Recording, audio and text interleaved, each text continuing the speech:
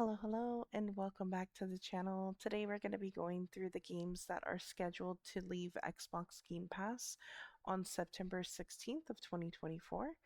There are 6 games, including Ashes of the Singularity Escalation, EA Sports FIFA 23, Payday 3, Slime Rancher 2 Game Preview, SpiderHeck, and You Suck at Parking. So let's take a look at these a little bit closer and see what it's all about. Ashes of the Singularity is a massive scale real-time strategy game where you command entire armies of a dynamic battlefield, conquer multiple worlds across several single-player campaigns, or play with your friends in multiplayer combat.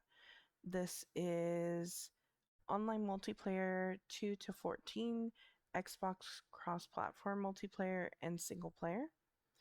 This is published by Stardock Entertainment in September of 2022 with a 30.37 gigabyte install size. This typically sells for about $29.99 and is on sale for $23.99. So the human race has expanded into the galaxy thanks to the wonder of technological singularity. You've become so powerful that you can manage vast armies across the entire world that provide you with even greater galactical empire. Now humanity is under assault by a new enemy calling themselves the Substrate. They seek to annihilate the human race from existence. You, as an up-and-coming member of the post-human coalition, must deal with both this new menace as well as renegade humans trying to lay claims to their own worlds. Play as a post-human coalition or their eternal foes, the Substrate, and battle for control of the galaxy. So this says that it's 16 hours to beat the main story, 25 hours for main and extras, and 38 hours for completion. And it appears that there are a lot of add-ons as well that are DLC and or like packs is what it looks like. So let's go ahead and take a look at this one a little bit closer. So this one is similar to Off-World Trading Company, which we recently reviewed, that was leaving Game Pass as well, in this top-down strategy resource type of game. This one is different in the context, so the background of the story, but it was a little difficult to get the hang of as far as what to do. You had to send out these machines and then click on them to access the economy tabs to create the resource like extractors, and then also to create the production facilities as well. Once I got the hang of that, it was a lot easier, but it wasn't intuitive on how to build the metal extractors or the factories at first, but you do have to click on these little robots to access those menus. And then from there, some of the things that I learned along the way with this is how to take over other areas. So with the factory, we built brutes, which were 3 kind of warships at a time. So I built one at a time here, but in the next clip, you'll see I was able to craft them by just clicking over and over, and it would queue up the same frigate so that I didn't have to continuously do one at a time. Additionally, as I was sending these into battle originally, I was sending one at a time or one group at a time. So a group of 3. And then I would click on them, send them over where I wanted them to go, and continue the process. And I failed this part of the tutorial the first time because they just didn't have enough firepower at the site. Whereas when I was doing another battle, you can double click on those little ships essentially and send them all at once, and they will move as a pack together. Additionally, one thing that we had to do was fight some people using some orbital attacks.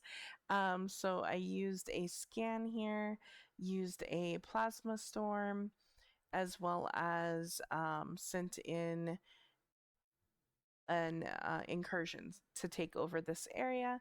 So it was really fun getting used to that mechanics. And I would say that this game is definitely interesting. I would give it a go.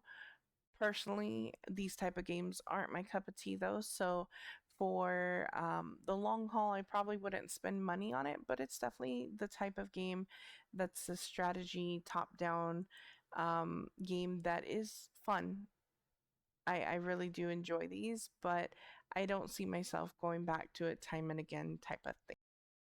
So next we have FIFA 23. I've never played a FIFA game or any type of soccer game, I don't believe. So this brings the world's game to the pitch with Hypermotion 2 technology that delivers even more gameplay realism. Men's and women's FIFA World Cup coming during the season, women's club teams and cross-play features and more. This has local co op, 2 to 4 players, online co op for 2 player, local multiplayer for 2 to 4 players, and online multiplayer from 2 to 22 players. This is from EA, so Electronic Arts, and was published in September of 2022. This is basically a tournament in football or soccer if you're American, with both men's and women's teams. And I did the tutorial of this one, and it was kind of hard to get the hang of, to be honest, for somebody who's never played it before. So this is the match where I got 1 score and I was able to at least prevent from the other team winning during the tutorial, but it's definitely was interesting. So I picked up fairly quickly on the movements, but my biggest issue was learning how to actually score. I either overshot the goal or missed the goal or it was blocked like 90% of the time. But I even was able to like get the ball away from the other team and things like that. So as far as the movement goes, I think that it's pretty decent from my very limited experience, but I had a good time with that piece, but learning how to do um, the score is really difficult. So this was happenstance. I didn't mean to necessarily pass it, but it ended up passing to my team member here. Right here, I kicked it and I didn't mean to pass, but it worked out. And I didn't even intend to try to score here with this other character. I just kind of ran into the ball and it went into the goal. So that is how we won that match in the tutorial. And this was just going through the highlights of the game and showing basically all the blunders that I did. So, firstly, went way kicked it way over the goal, like way too much power, did not get the goal. This one here was a block for the other team trying to score. And then the next play here, let's see, I think this one I missed it entirely. Like it was on the edge, but the commentator was like, even if they were on like line with that, the goalie would have easily gotten it out. And then this is the one where I accidentally passed it to the teammate and ran into the ball accidentally and ended up scoring. And then my last one, I was very confident about this one, but just went slightly over where it needed to be. I feel like I was getting better as the matches went along, but definitely not my forte still. And I love seeing the actual characters' pictures there at the end as well. So if you're interested in football or soccer and want to give this a try, I think that it's definitely worth while. Next, we have Payday 3. So this was one that me and my husband were pretty excited for. And then when we first got it, it just wouldn't load. And it kind of just fizzled out, unfortunately. So Payday 3 is a highly anticipated sequel to one of the most popular co-op shooters of all time. Since its release, Payday players have been enjoying the thrill of perfectly planned and executed heist. This is what makes Payday as an intense cooperative first-person gaming experience like no other. And this is normally $39.99 on sale for $31.99. And let's see here. Was developed by Starbreeze Studios, released in September of 2023, and has a 64.96 gigabyte install size. This is online co op, 2 to 4 players, cross platform multiplayer, and co op. And basically, you step out of retirement back into a life of crime in the shoes of the Payday gang, the envy of their peers, and the nightmare of law enforcement wherever they go. Several years after the crew's reign of terror over in Washington, D.C. has ended, they assemble once again to deal with the threat that roused them out of early retirement. So, the tightest crew give in to your greed, the art of heisting, and thrive in co op.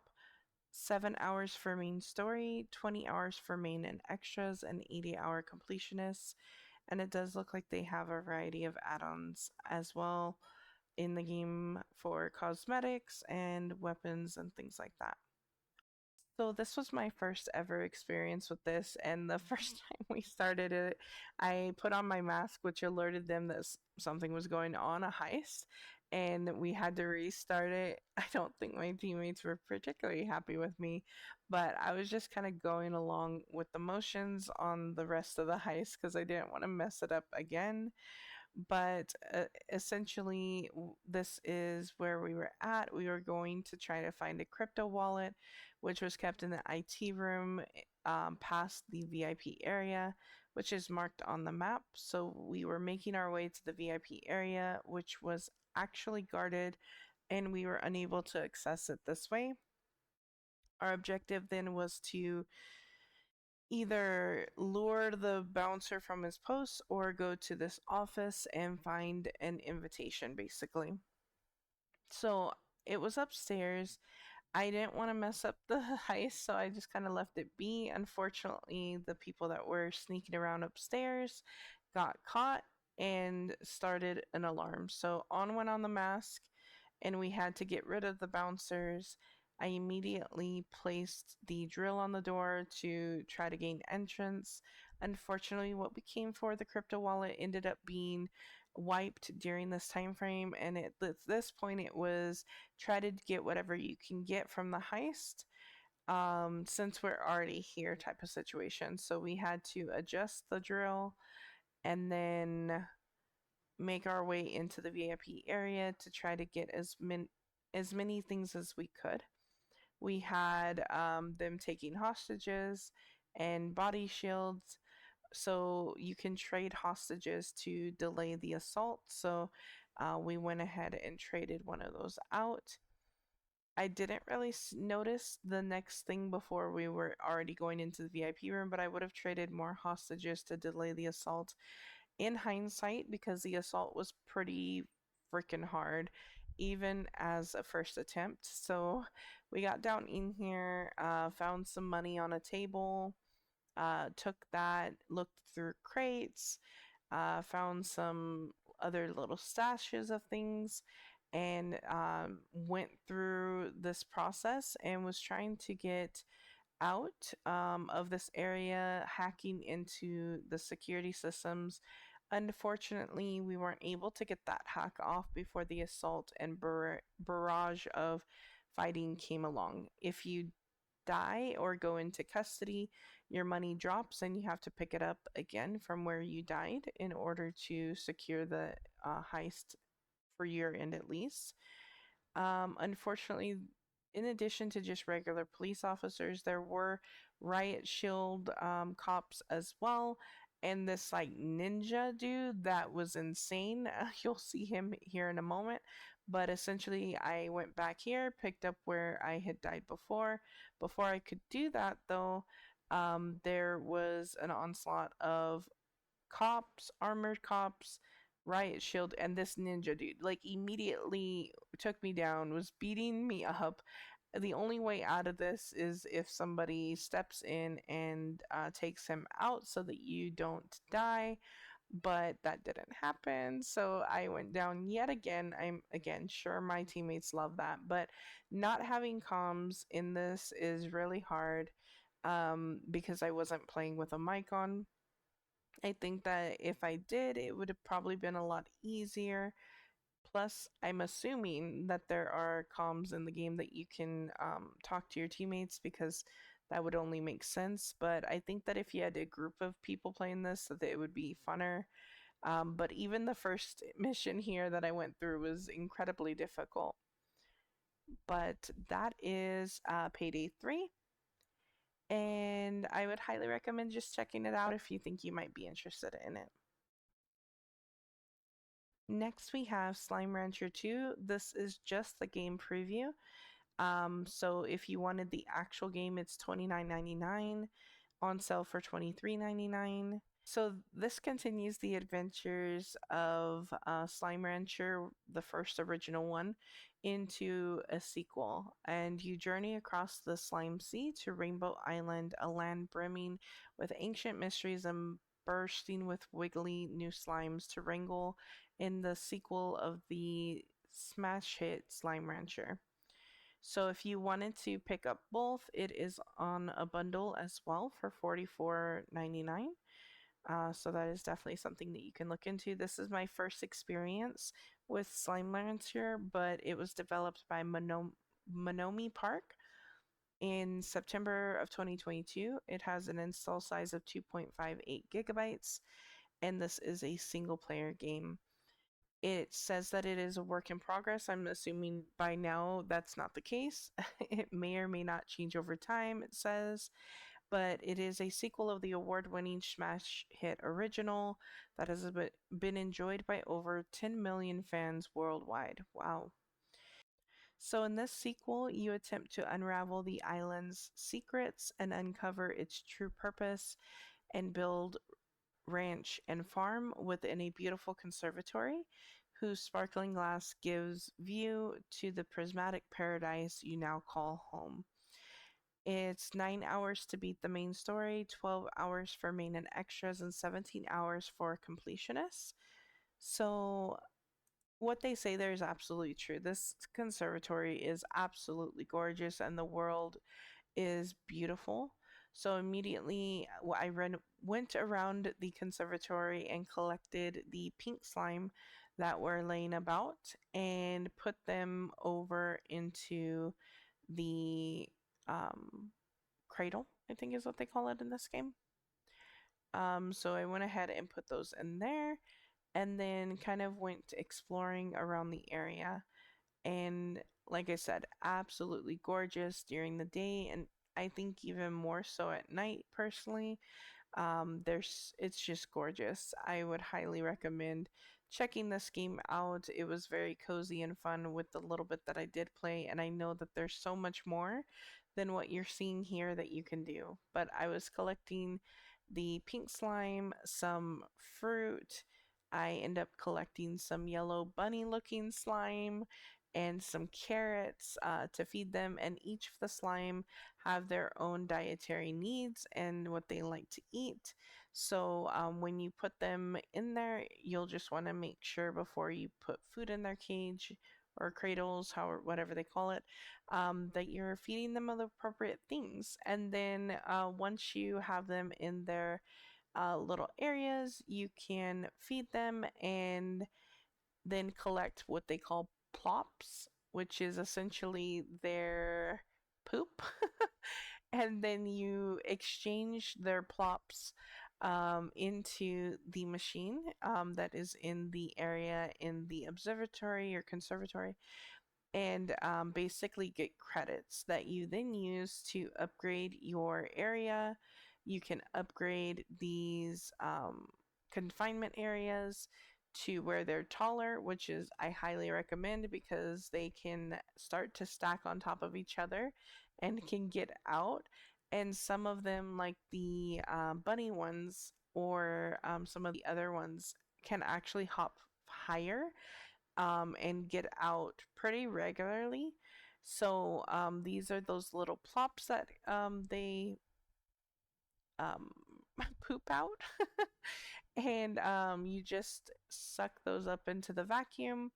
I'm gonna put the slime back in here, and plorts, not plots, plops, plorts, and there's a plort market, and that you can convert it into cash. So from there, you can upgrade your tools, you can upgrade your corrals, you can put higher walls, you can put a little like ceiling on it that it grades over time.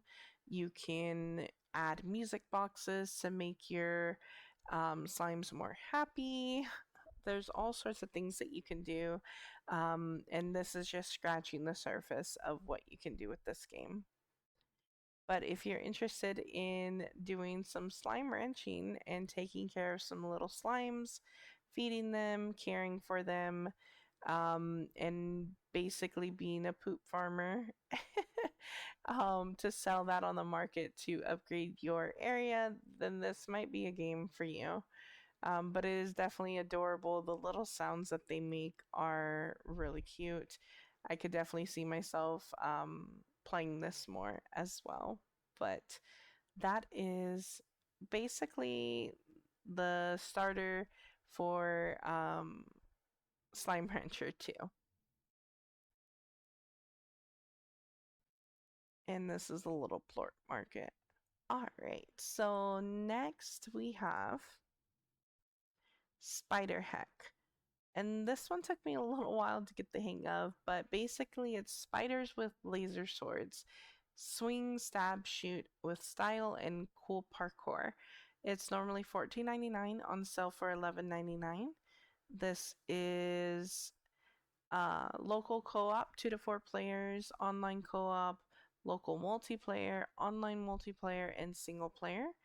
This is developed by NeverGem, and this came out September of 2022 with an install size of 1.47 gigabytes. It is a fast paced couch co op brawler where spiders dance to the death in the grip of chaotic battles using lasers, swords, grenades, and even rocket launchers to defeat their foes.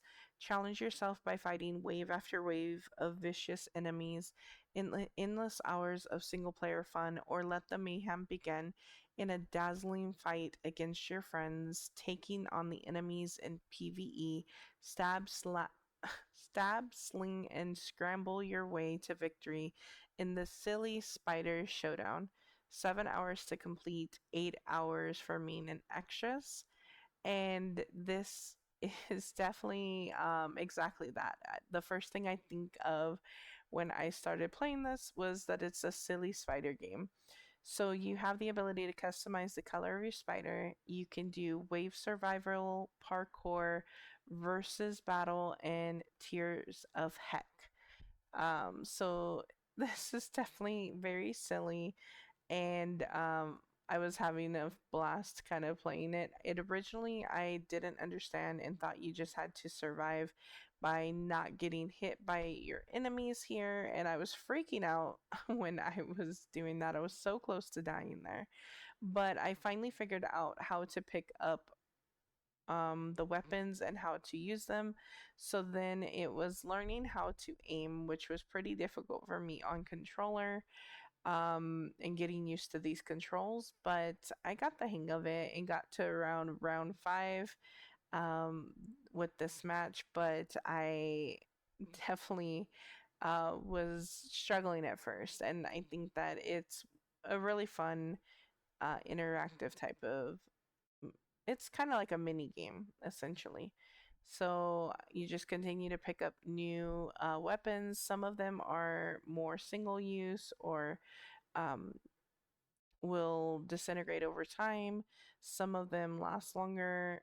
So it's definitely worthwhile to keep in mind that every shot counts and maybe be a little more strategic than I was. Like I ran out of ammo there and then had to run away and try to find something else to use. But thankfully, they give you a variety of little weapons that you can choose from as you continue to go through here.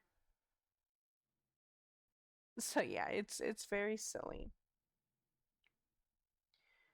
but it was definitely fun. Once I got the hang of the movement, it was really fun kind of parkouring around um like like a spider.